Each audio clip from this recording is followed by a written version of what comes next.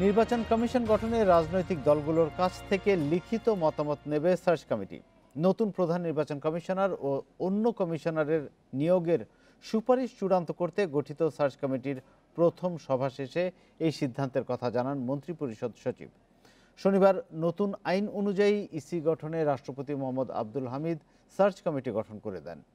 আর এ নিয়ে কথা বলতে লালমাটিয়া থেকে আমাদের সঙ্গে যুক্ত আছেন সাবেক অতিরিক্ত সচিব আকম সাইফুল ইসলাম চৌধুরী এবং তেজগাঁও থেকে আমাদের সঙ্গে যুক্ত আছেন প্রধান বার্তা সম্পাদক আশিস সৈকত। আমি যাচ্ছি প্রথমে আকম সাইফুল ইসলাম চৌধুরীর কাছে, আপনার কাছে। এই যে আইনি অবকাঠামোতে প্রথম সার্চ কমিটির প্রথম সভা হলো আজ, প্রশ্নটা হচ্ছে যে এই নির্বাচন কমিশন নিয়ে নানা সময় আমরা নানা রকম বিতর্ক শুনেছি, বিশেষ করে বিরোধী দলে যারা থাকে তারা নির্বাচন কমিশন নিয়ে প্রশ্ন তুলে থাকে। একটা আইনি পরিকাঠামো হলো শেষ পর্যন্ত, সেটি কতটা এসব প্রশ্নের জবাব দিবে, সেটি কতটা কার্যকর হবে, এইসব বিতর্ক অবসানে সেটা কতটা ভূমিকা রাখবে বলে আপনি মনে করছেন? ধন্যবাদ। নির্বাচন কমিশন গঠনের জন্য যে আইনি কাঠামোটা হয়েছে এটা এখন সর্বজন স্বীকৃত হয়ে গেছে, কারণ এই কাঠামোর বিরুদ্ধে কোন রকম ভাবে আইনানুগ কোনো পদক্ষেপ গ্রহণ করেননি কেউ। এই আইনের বিরুদ্ধে কোর্টে যান নাই। অতএব ধরেই নিচ্ছি যে সবাই এই কাঠামোকে মেনে নিয়েছেন এবং এরকম বিকল্প ছাড়া হয়তো বা আর কোনো বিকল্প হওয়া সম্ভব ছিল না। সেই হিসাবে সবাই আমরা ধরে নিতে পারি যে যেটা সার্চ কমিটি হয়েছে সেটা সর্বাঙ্গীনভাবে ঠিকই আছে, এর বিপক্ষে আর কোনো কথা নেই। এখন নির্বাচন কমিশন গঠনের জন্য তারা যে পদক্ষেপগুলো নিয়েছেন, যেমন আজকে তারা বসেছেন এবং বিভিন্ন রাজনৈতিক দলের কাছ থেকে মতামত নিচ্ছেন, একটা কোনোভাবে তো এগোতেই হবে। তাকে তো আর বলে দেওয়া নেই যে নির্বাচন কমিশন গঠনের জন্য যারা রাজনৈতিক দলের থেকে নেয়া নামই যে নিতে হবে, তার বাহির থেকে নেওয়া যাবে না, এমন কোনো কথা তাদেরকে টিওআর এর ভিতরে তাদের দেয়া নেই। সে কারণে তারা প্রাথমিকভাবে নাম নিতেই পারেন এবং রাজনৈতিক দলগুলো যে শুধুমাত্র তাদের দলীয় লোককেই নাম দেবেন এমন কোনো কথা নেই। হয়তোবা রাজনৈতিক দলগুলো মহানুভবতার পরিচয় দেবেন এবং তারা দলনিরপেক্ষ লোকদের নাম দিতেই পারেন। সেটা দেখেই যারা সার্চ কমিটি তারা হয়তো পরবর্তী সিদ্ধান্ত নেবেন। অবশ্যই। তবে একটা বিষয় একটু আপনাকে জানিয়ে রাখি, আনুষ্ঠানিকভাবে বা আপনি বলছিলেন আদালতে যায়নি কেউ, এই আইনটার বিরুদ্ধে কোনো রকম পদক্ষেপ নেয়নি, কিন্তু আমরা দেখেছি বিএনপির নেতারা মির্জা ফখরুল ইসলাম আলমগীর থেকে শুরু করে আরও সিনিয়র বেশ কয়েকজন নেতা এইটা নিয়ে প্রশ্ন তুলেছেন এবং তারা বলছেন যে সরকারের ইচ্ছা অনুযায়ী যেভাবে এতদিন নির্বাচন কমিশন গঠন করা হয়েছে সিইসি থেকে শুরু করে কমিশনারদের, এইটাও সেভাবেই হবে, শুধু একটা আইনি একটা প্রক্রিয়ার মধ্যে দিয়ে সরকারের ইচ্ছারই প্রতিফলন হবে, এমন বক্তব্য তারা দিয়েছেন। কথা তো অনেক কিছুই বলা যায়, কথামালার রাজনীতি, কথা না বললে অন্যরা মনে করবে কিছু বললো না কেন। বিকল্প প্রস্তাব কিন্তু তাদেরও কোনো কিছু ছিল না সেভাবে। আর যখন এই কমিটি যখন পার্লামেন্টে উত্থাপিত হয়, পার্লামেন্টে উত্থাপিত হলে তাদের যে অল্প কয়জনই সেখানে সদস্য আছেন তারা কিন্তু এভাবে না ওভাবে খুচরো কিছু সংশোধনী দিয়েছিলেন। কেউ কিন্তু ইভেন ওয়াকআউটও করেন নাই।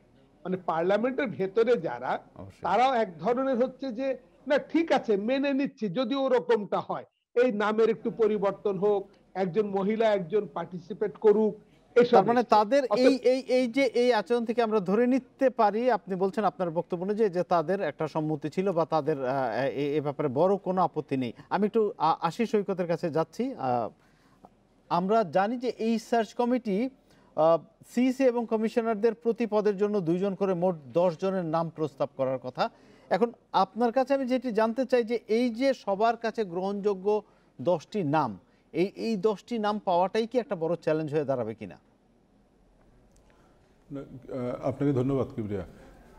প্রথমত দেখেন যে একটি আইনি কাঠামোর মধ্যে এখন সার্চ কমিটিকে কাজ করতে হবে। মানে এতদিন তো আইন ছিল না। সার্চ কমিটিটাও একটা রাজনৈতিক দলগুলোর সাথে আলোচনার প্রেক্ষিতে 2012 সালে আপনার মনে আছে প্রয়াত রাষ্ট্রপতি জিল্লুর রহমানের সময় সার্চ কমিটির একটি ফরম্যাট করা হয়েছিল, সবাই মিলেই সিদ্ধান্ত নিয়ে। এখন সেটি একটি আইনি কাঠামোতে এসছে এখন আইনি কাঠামোতে আসার পরে যেটি স্পষ্ট করে কিন্তু বলা আছে, আপনি যদি আইনটি দেখেন, যে রাজনৈতিক দলগুলোর কাছ থেকে সার্চ কমিটি নাম চাইতে পারবে এবং অন্য পেশাজীবী সংগঠনের কথাও সেখানে বলা আছে যে তাদের কাছেও নাম চাইতে পারবে। আমরা কিন্তু আজকে দেখলাম যে সার্চ কমিটি তাদের যে প্রথম বৈঠক, সেখানে তারা দুটি সিদ্ধান্ত নিয়েছেন। একটি হলো আগামী শনি এবং রবিবার তারা দেশের বিশিষ্ট নাগরিকদের সঙ্গে বৈঠক করবেন, আর রাজনৈতিক দলগুলোর কাছে তারা নাম বা সুপারিশ চাইবেন।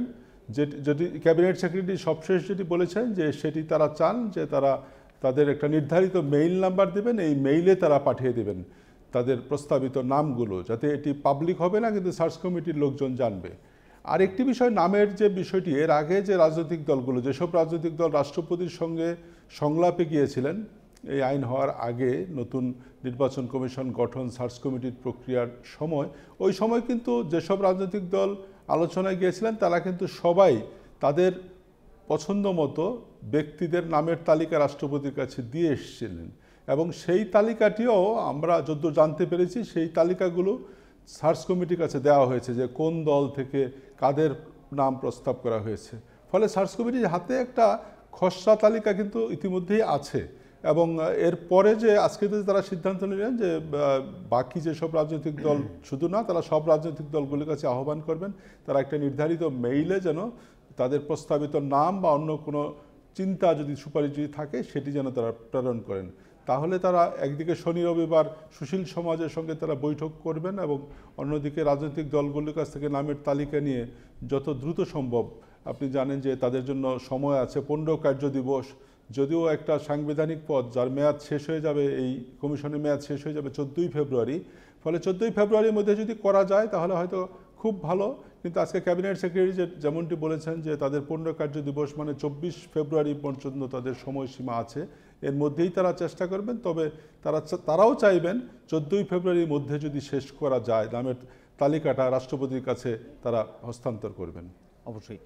আমি আবারও যাচ্ছি আকম ও সাইফুল ইসলামের কাছে।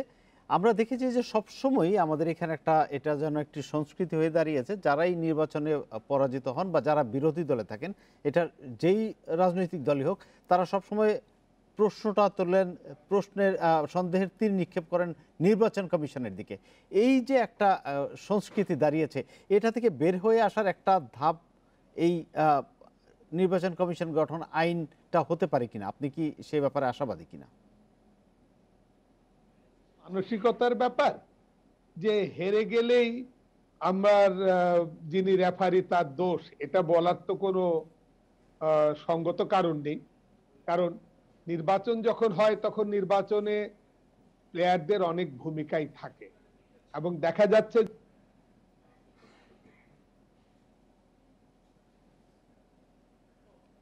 আমাদের সেটা হলো যে ফলাফল ঘোষণার আগে আমরা হেরে যাচ্ছি, নির্বাচন নিরপেক্ষ হয়নি, এটা বলা টলা হচ্ছে। নির্বাচন হয়ে যাওয়ার পর দেখা গেল যারা ওই কথা বলেছেন তারা জিতে গেছেন, অন্যরা হেরে গেছেন, তখন তারা বলে না না এখানে সূক্ষ্ম কারচুপি হয়েছে। ফলে হচ্ছে এটাও মানসিকতার দোষ।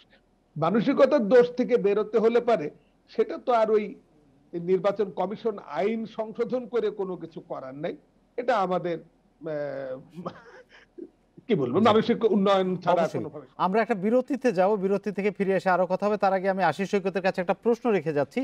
আমরা শুনছিলাম যে সাইফুল ইসলাম চৌধুরী বলছিলেন যে এটা একটি মানসিকতার ব্যাপার, কিন্তু আপনার কাছে আমি যেটি জানতে চাই, পুরোটাই কি মানসিকতার ব্যাপার, নাকি আমাদের নির্বাচন কমিশন নিয়ে কি আসলেই প্রশ্ন তোলা যায় না? অতীতের অনেক নির্বাচন কমিশনের কার্যক্রম নিয়ে আমাদের বিভিন্ন গণমাধ্যম নানা রকম প্রতিবেদন করেছে, আমরা তাদের কার্যক্রম নিয়ে প্রশ্ন উঠেছে। এই যে দুই পক্ষ থেকেই সমস্যা যদি থাকে, নির্বাচন কমিশন গঠন নিয়েও যদি নানা রকম ফাঁক ফোকর থেকে থাকে, এই আইনের মাধ্যমে সেগুলো সংশোধনের কতটা সুযোগ থাকছে, সেই প্রশ্ন নিয়ে আমরা ফিরবো বিরতির পর। নিচ্ছে একটি বিরতি, সঙ্গেই থাকবেন। এডিটর স্পিকে স্বাগত আরেকবার। আমরা কথা বলছি আকম ও সাইফুল ইসলাম চৌধুরী এবং আশিস সৈকতের সঙ্গে। আমরা আশিস সৈকতের কাছে একটি প্রশ্ন রেখে গিয়েছিলাম। নির্বাচন কমিশন নিয়ে আমরা বিভিন্ন সময় দেখেছি নানা রকম প্রশ্ন তুলেছে, বিশেষত যারা বিরোধী দলে থাকে এবং যারা নির্বাচনে পরাজিত হয় তারাই বিশেষভাবে প্রশ্নটি তোলে। এই যে নানা রকম অভিযোগ প্রশ্ন ওঠে, সেইগুলো নিরসনে কতটা কার্যকর ভূমিকা রাখবে এই আইন? আর তার পাশাপাশি নির্বাচন কমিশনের অতীতে কি কোনো ব্যর্থতাই ছিল না? পুরোটাই কি রাজনৈতিক খেলা, নাকি এর মধ্যে সারবস্তুও কিছু ছিল?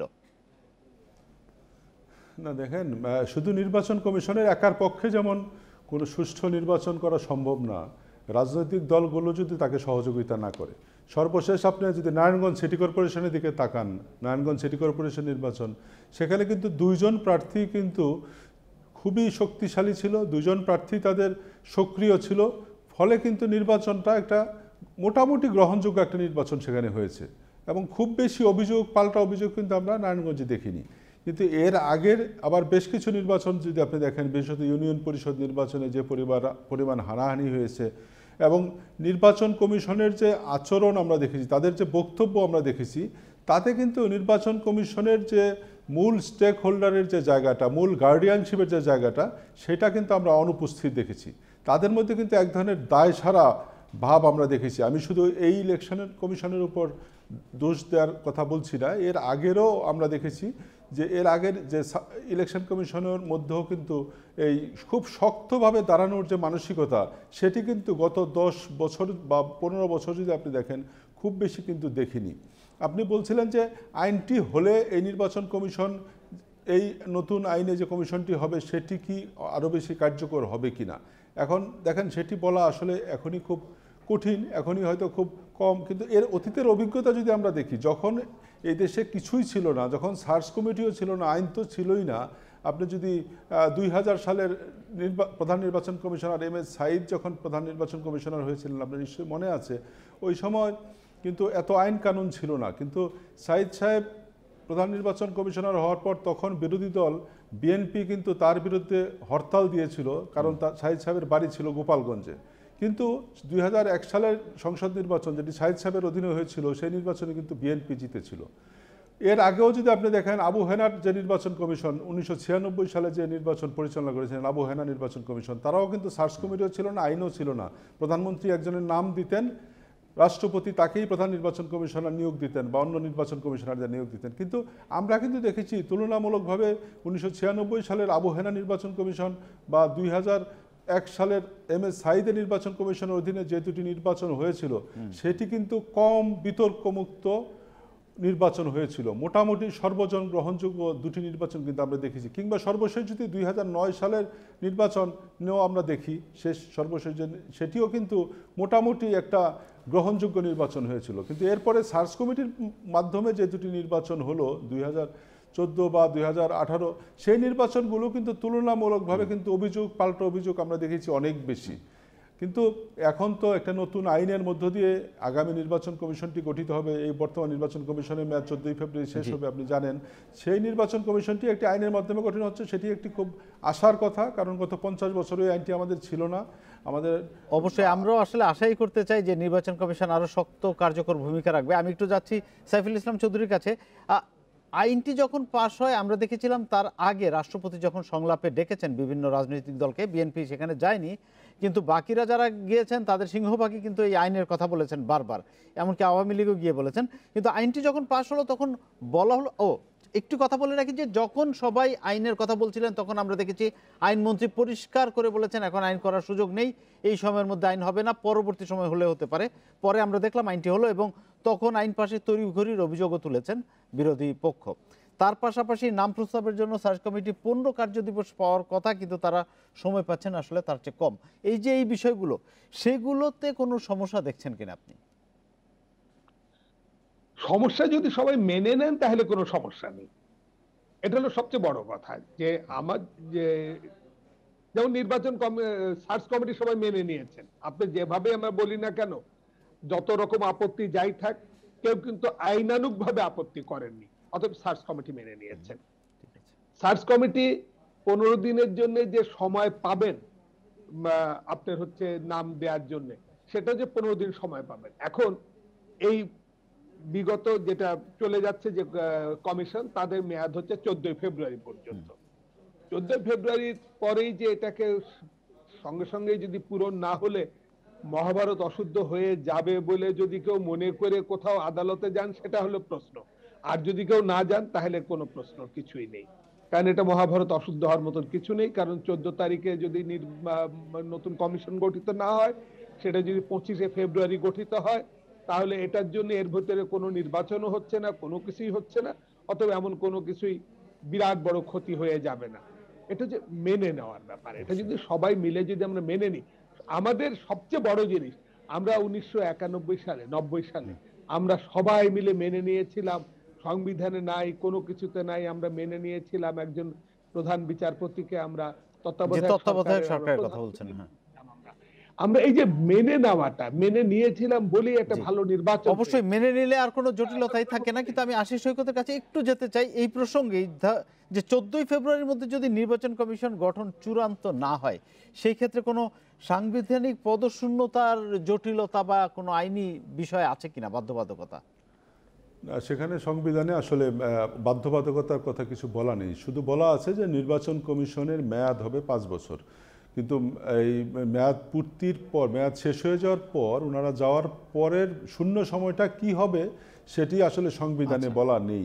এখন যদি এই বিষয়টা নিয়ে যদি আদালত পর্যন্ত গড়ায়, তাহলে হয়তো সেটি আসলে বোঝা যাবে কি সিদ্ধান্ত আসে। কিন্তু সংবিধান মানে 4 দিন পরে গঠন করা যাবে না, সেটি বলছিলেন সাইফুল ইসলাম চৌধুরী, যে উনি বলছিলেন যে মেনে নিলে আর কোনো জটিলতা নেই। আরেকটি বিষয় আশিস সৈকত আপনার কাছে, সেটি হচ্ছে যে এই যে নতুন আইনে সার্চ কমিটির 6 জনের 4 জনই সরকারি কর্মজীবী, বাকি 2 জন রাষ্ট্রপতি মনোনীত, এমনটাই কাঠামো করা হয়েছে। আপনি কি মনে করেন যে এর ফলে দীর্ঘমেয়াদে এই কমিটি একটা আমলা নির্ভর কমিটি হয়ে দাঁড়াবে কিনা, মানে সেই জায়গায় কোনো শঙ্কা আছে কিনা?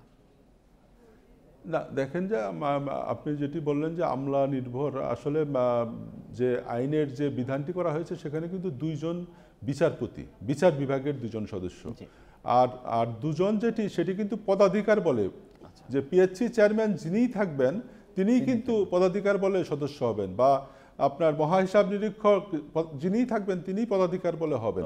এটা কিন্তু এক ধরনের, আবার আমি মনে করি যে এক ধরনের শক্তিও, যে কিছু কিছু পদকে, কিছু কিছু গুরুত্বপূর্ণ পদকে আস্থায় নেওয়া, যে 2 পদে যিনি থাকবেন তারাই থাকবেন। আর রাষ্ট্রপতির যে বিশেষ যে 2 জনকে নাম দেওয়ার যে সুযোগ আইনে আছে, সেটি কিন্তু আমরা দেখেছি যে তুলনামূলকভাবে কিন্তু কম বিতর্ক মুক্ত মানুষকেই কিন্তু দেওয়া হয়েছে। অবশ্যই আমরাও আশা করতে চাই, আমরা আসলে সময় শেষ হয়ে এসেছে, আমরা আশা করতে চাই একটি সক্রিয় এবং একটি সবার কাছে গ্রহণযোগ্য একটি নির্বাচন কমিশন আমরা পেতে যাচ্ছি আইনি অবকাঠামোর মাধ্যমে। অনেক ধন্যবাদ আকম সাইফুল ইসলাম চৌধুরী এবং আশিস সৈকত আমাদের সঙ্গে যুক্ত থাকার জন্য।